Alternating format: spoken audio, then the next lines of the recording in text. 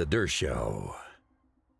Presidents of universities don't get their job as the result of a commitment to principle, courage, and a willingness to apply a single standard. They get their job to raise funds, to keep the university quiet.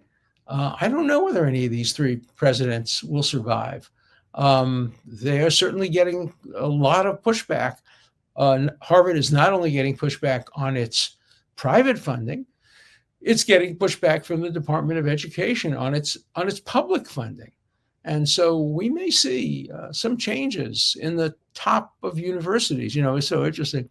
Universities follow a tradition. When I went to Harvard, when I went there as a teacher in 1964, every major university had the same president, all white, all men, all Protestant, not Boston College, Catholic, obviously, but I'm talking about the schools that were founded by Harvard, you know, Yale, all white male Protestants, WASPs. Then there came a period of time where all the presidents were Jewish. Harvard had a Jewish president. Yale had a Jewish president. MIT, you know, it was remarkable. It's as if it's a cookie cutter process.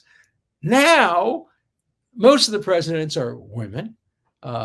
Many are women of color.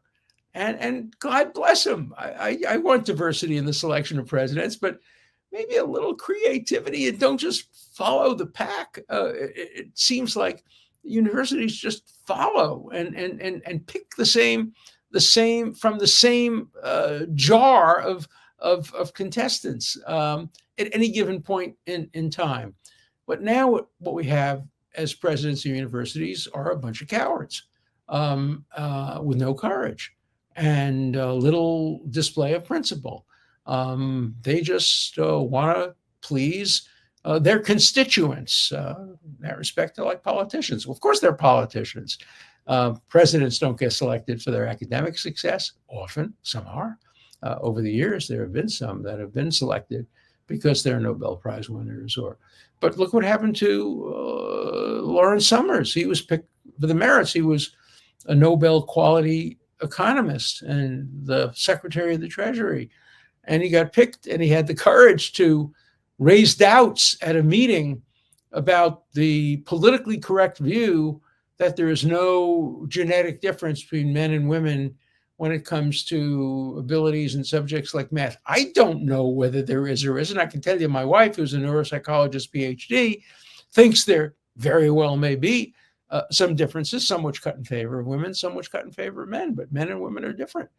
Not according to the current political correctness of sex being on a continuum, but in general, men are different from women, and some men have greater capacity in some areas, and some women have greater capacity in some areas. When I was a young professor, I hired almost all women as research assistants for a very good reason.